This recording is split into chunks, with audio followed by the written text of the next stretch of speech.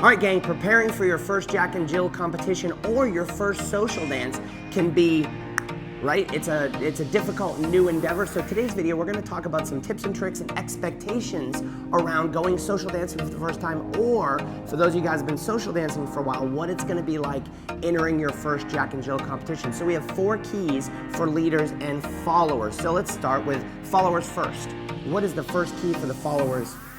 Followers, you need to know your basics. Know your footwork for your basic patterns. Leaders, same thing. We need to know our basics. So as I take Megan here, one of the drills we do with our students, that I certainly do with my students, is we put the music on and we go push, right side pass, whip, no music. Oh, 1, 2, 3, and 4, 5, and 6, right side pass, right? You just got to be able to do this, and then to the music, 2, 3, and 4, of 5, 6, 7, and 8, which leads into point number 2 for both leaders and followers, which is, Miss Megan?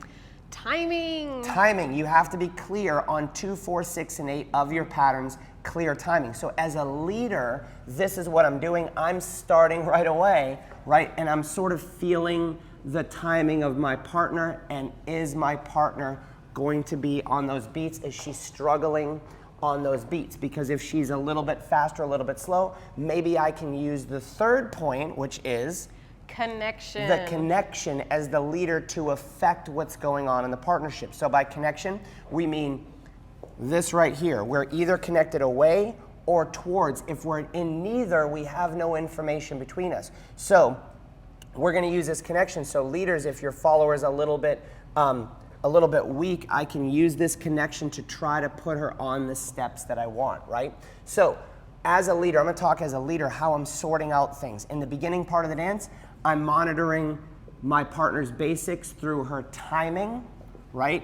I'm kind of feeling through the connection. I'm leading literally a couple of tester patterns through the first couple patterns. The next thing I'm going to be concerned with as the leader is how well my follower spins, because spins can be tricky, and if that goes well, then I know I can start to mix and match my patterns. So I kind of start low and work my way up. So as I'm monitoring my spins from the followers, what are you thinking about, Megan?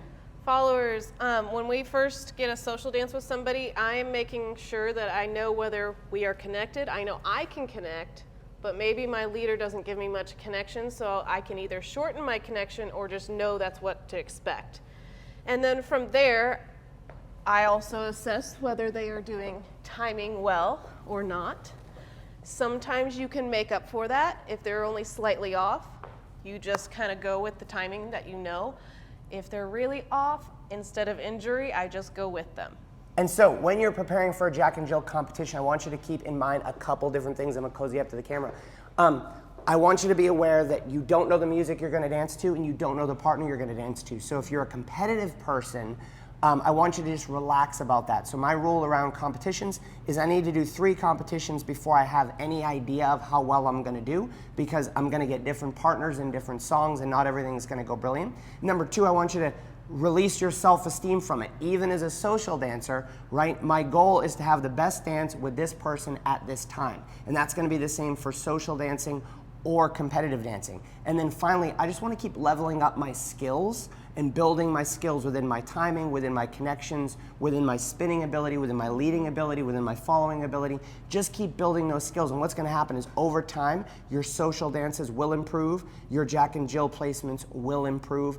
Never on a perfect trajectory, right? Anytime we're getting better, you're going to have plateaus, but it will keep getting better. And if you struggle with that, I want to let you know, you're not alone. We all struggle with that. And so there you go.